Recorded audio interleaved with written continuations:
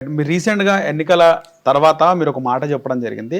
2 తెలుగు రాష్ట్రాల ముఖ్యమంత్రుల్లో ఒకరు ముఖ్యమంత్రి అవ్వడానికి కోట్ల రూపాయలు ఖర్చు పెట్టి పూజ చేసినారని మీరు చెప్పారు.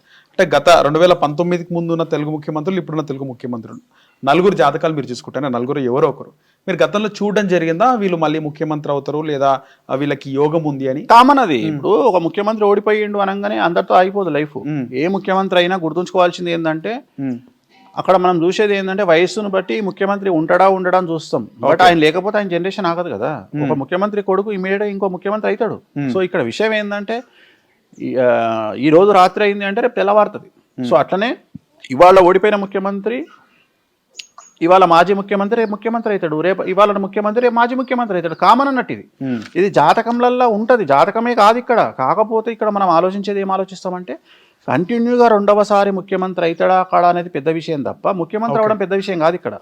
ఇవాళ రేవంత్ రెడ్డి గారు ముఖ్యమంత్రి అయిపోయింది, అక్కడ అయిపోయింది. బట్ ఆయన రెండవసారి ముఖ్యమంత్రి అవుతాడా కాడా అనేది ఇక్కడ క్వశ్చన్. దీని మీద ఏం ఆధారపడి ఉంటుంది? కాంగ్రెస్ పార్టీ వస్తుందా రాదా, వచ్చినప్పుడు రేవంత్ రెడ్డి గారు అవుతారా కారా, లేకుంటే ఇంకేమైనా కాంట్రవర్సీస్ ఉంటాయా, అది మనం ఆలోచన చేస్తాం. ఇక్కడ మనం ఆలోచన చేసేది అది. అంతేగాని ముఖ్యమంత్రులు అనేటువంటిది సహజంగానే కంటిన్యూగా ముఖ్యమంత్రులు అయితేనే ఉంటారు. కానీ జనరల్గా మనకు ఉన్నటువంటి మన అంటే సౌత్ ఇండియాలో ఒక్క తమిళనాడు మినహా మనకు ఉన్నటువంటి ఒక సెంటిమెంట్స్ ఏంటంటే రెండవసారి ముఖ్యమంత్రి అయినాక మూడవసారి ముఖ్యమంత్రి అయిన చరిత్ర మన దగ్గర లేదు. కంటిన్యూగా నేను చెప్పేది అంటే 10 సంవత్సరాలు పాలించిన ముఖ్యమంత్రి మన తెలుగు రాష్ట్రాలలో లేడు. ఈవెన్ 10 సంవత్సరాలు కంప్లీట్ చేసిన ముఖ్యమంత్రి కూడా లేడు. ఒకవేళ ఇంతకుముందు చేసిన ముఖ్యమంత్రుల పేర్లు ఎవరి తీసుకున్నా కనీసం 6 నెలలు తక్కువ చేసిరు తప్ప, అంటే 2 సంవత్సరాలకు 2 టర్ములకు అంటే 10 సంవత్సరాలకు 9 సంవత్సరాలు 5 నెలలు 6 నెలలకు అయిపోయింది తప్ప 10 ఇయర్స్ కంప్లీట్ చేసినటువంటి ముఖ్యమంత్రులు తెలుగు రాష్ట్రాలలో లేరు, ఎవరు లేరు ఇప్పటి వరకు. అది ఎందుకో సెంటిమెంట్ గా అది అట్లా కంటిన్యూ అవుతుంది. సో నాకు తెలిసి అది కంటిన్యూ అయ్యే అవకాశం అయితే ఉండకపోవచ్చు, ఇక మీద కూడా ఉండకపోవచ్చు. అంటే నేను అనేది టెన్యూర్, నేను పూర్తి టెన్యూర్ చెప్తున్నా. అంటే 10 సంవత్సరాలు అని చెప్తున్నా. అంటే 10 సంవత్సరాలకు 2 నెలలు తక్కువైనట్టే కదా.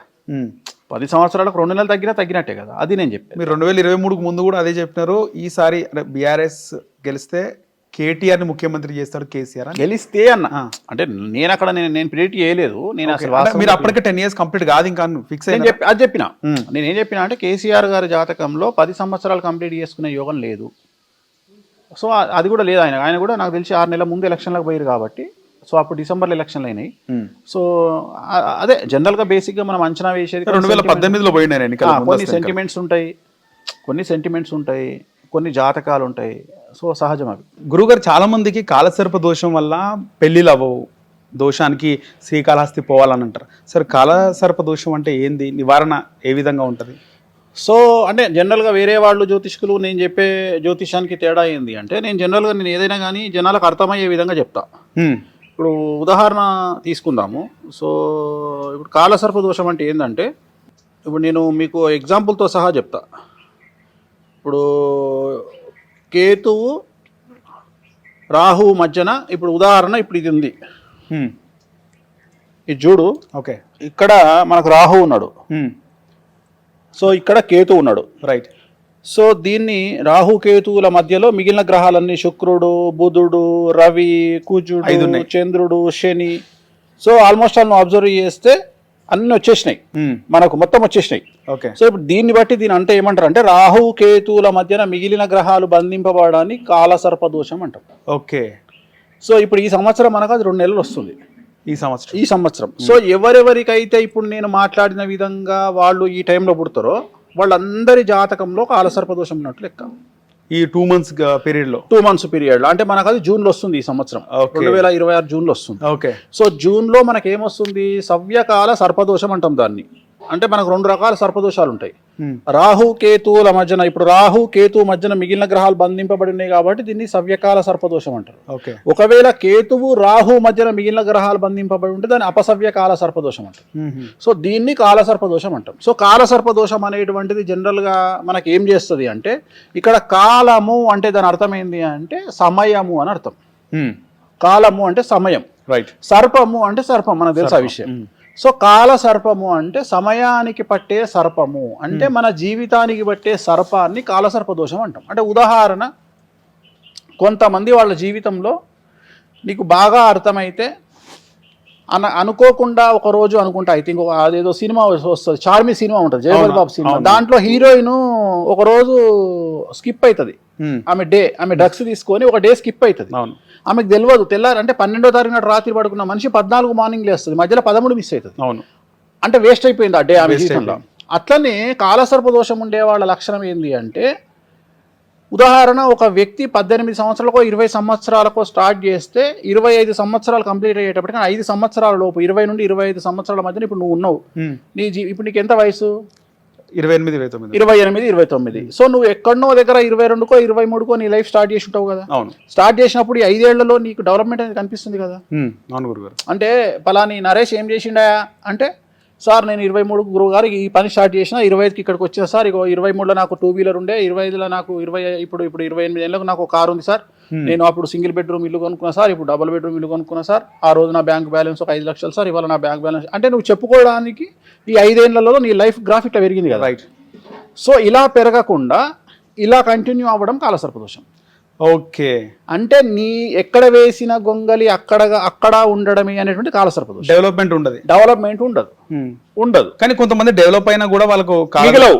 నేను అదే చెప్తున్నా. ఇప్పుడు ఉదాహరణ ఎట్లుంటది అంటే, ఈ కాలసర్పదోషంలో ఒకటి ఇలా వెళ్ళడం, రెండోది ఇలా వెళ్ళి ఇలా రావడం. ఓకే, అంటే ఉదాహరణ జీవితంలో ఏమీ లేని వ్యక్తి డబ్బు సంపాదించి 10 కోట్లు సంపాదించి కింద పడిపోవడం కాలసర్పదోషం. రైట్. సో ఇలా రకరకాలుగా ఉంటాయి కాలసర్పదోషం. అంటే ఉదాహరణ ఫ్యామిలీ మొత్తం యాక్సిడెంట్లు అవ్వడం.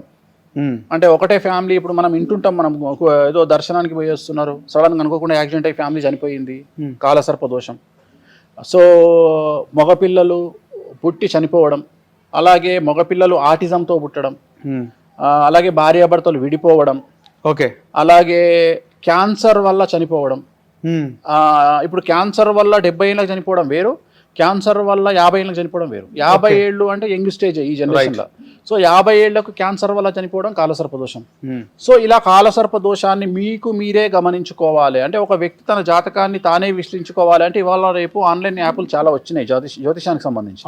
మీ డేట్ ఆఫ్ బర్త్, మీ టైం కొట్టి ఓపెన్ చేసుకుంటే రాహు ఇక్కడుండి, కేతు ఇక్కడుండి, మిగిలిన గ్రహాలన్నీ ఈ లోపల దాన్ని ఏమంటారు, రెయిన్బో లాగా ఉంటే దాన్ని కాలసర్పదోషం అంటారు. ఖచ్చితంగా ఎవరైనా తెలుసుకోవచ్చు అంటారు. తెలుసుకోవచ్చు. సో రాహుకేతువుల మధ్యన గ్రహాలు బంధింపబడి ఉండడాన్ని, మొత్తం గ్రహాలు నవగ్రహాలు 9లో రాహుకేతువు తీసేస్తే మిగిలిన 7. ఈ 7 గ్రహాల మధ్యలో ఉండడాన్ని దీన్ని కాలసర్పదోషం. ఇంకంతే, దాంట్లో అనుమానం లేదు. దీన్ని 100% కాలసర్పదోషం అంటాం. ఒక్కసారి చంద్రుడు బయట ఉన్నా, ఒకసారి గురువు బయట ఉన్నా దాన్ని కాలసర్ప సహిత రాజయోగం అంటాం. అంటే రాజయోగం కూడా ఉంటది, దానికి ఉంటది. కాలసర్పదోషంతో పాటు రాజయోగం ఉంది. ఇప్పుడు ఉదాహరణ మన సినిమా ఇండస్ట్రీకి సంబంధించి ఒక పెద్ద హీరోకు ఉంది, ఆయనకు కాలసర్పదోషం ఉంది, ఆయనకు రాజయోగం ఉంది. సో వాళ్ళకి ఏంటంటే రాజయోగం ఉన్నప్పుడు టాప్లోకి వెళ్తారు, కాలసర్పదోషం ఉన్నప్పుడు పడిపోతారు. ఓకే. సో అది ఫేస్ చేయొద్దు అంటే ఆ కాలసర్పదోషానికి సంబంధించిన రెమెడీని చేసుకుంటే అలాగే వాళ్ళ హైట్స్ కంటిన్యూ అవుతాయి. సో మళ్ళీ పడిపోరు కింద. సో దీన్ని కాలసర్పదోషం అంటాం. జనరల్గా ఈ కాలసర్పదోష నివారణకు మనకు ఉన్నటువంటి ప్రత్యేకమైనటువంటి పూజలు ఏమిటి అంటే, ఒకటి శ్రీకాళహస్తిలో రాహుకేతు పూజ. అంటే కాలసర్పదోషం అంటేనే దాని అర్థము రాహుకేతువులు అని అర్థం. రైట్. రాహుకేతు కలిస్తే కాలసర్పదోషం. సో అందుకని ఈ కాలసర్పదోష నివారణ లో లెవెల్లో చేసుకోవాలి అంటే శ్రీకాళహస్తిలో 300 రూపాయలకు రాహుకేతు పూజ ఉంది. ఓకే. లేదు ఇంకొద్దిగా పెద్ద లెవెల్ పూజకు పోవాలంటే త్రయంబకేశ్వరంలో నారాయణ నాగబలి అనే ఒక పూజ ఉంది. ఓకే. సో ఇంకా పెద్దది పోవాలి అంటే తారాపీఠ్ అని, దుర్గాపూర్ తారాపీఠ్ కలకత్తాలో పూజ ఉంది, తారాదేవి పూజ ఉంది. అంటే గురు గ్రహానికి మనము ఏదన్నా బూస్టింగ్ చేయాలి అంటే తారాదేవిని పూజించాలి. సో తారాదేవిని పూజించడం వల్ల గురుబలం మనకు వస్తుంది. అట్లనే కాలసర్ప దోషం ఉన్న తారాదేవిని కానీ, చిన్నమస్తాను కానీ, బగలాముఖిని కానీ పూజించడం వల్ల, అంటే వాళ్ళ లెవెల్ను బట్టి, వాళ్ళ స్థాయిలను బట్టి పూజించడం వల్ల కాలసర్పదోషం అనేది నివారణ జరుగుతుంది. హిట్ టీవీ యాప్, ఇందులో short news, live news, entertainment shows, movies, digital magazines తో పాటు మీ జిల్లా వార్తలను కూడా ఫ్రీగా చూడొచ్చు. ఇంకెందుకు ఆలస్యం, వెంటనే హిట్ టీవీ యాప్ ని డౌన్లోడ్ చేసుకుని ఫ్రీగా ఎంటర్టైన్మెంట్ పొందండి. Hit TV app. Hit TV app. Please download hit TV app. Hit TV app ని ఫ్రీగా డౌన్లోడ్ చేసుకుని ఎంజాయ్ చేయండి. మీకు నచ్చిన ఎంటర్టైన్మెంట్ కోసం హిట్ టీవీ యాప్ ని ఫ్రీగా డౌన్లోడ్ చేసుకుని ఎంజాయ్ చేయండి. హిట్ టీవీ యాప్ ని డౌన్లోడ్ చేసుకుని ఆస్వాదించండి, ఆశీర్వదించండి. ఇంతమంది సెలబ్రిటీలు హిట్ టీవీ యాప్ ని డౌన్లోడ్ చేసుకోండి అని చెప్తున్నారంటే ఎంత మంచి యాప్ ఆలోచించండి. అమెరికా అమెరికా అమెరికా అమెరికాలో చదవాలనుకునే వాళ్ళకి విశ్వసనీయమైన పేరు మన శౌర్య కన్సల్టెన్సీ. UK లో 1 year masters. UK లో 1 year masters. 2 years work permit up to 5 years visa. Contact Saurya Consultancy. Contact 89851 89851.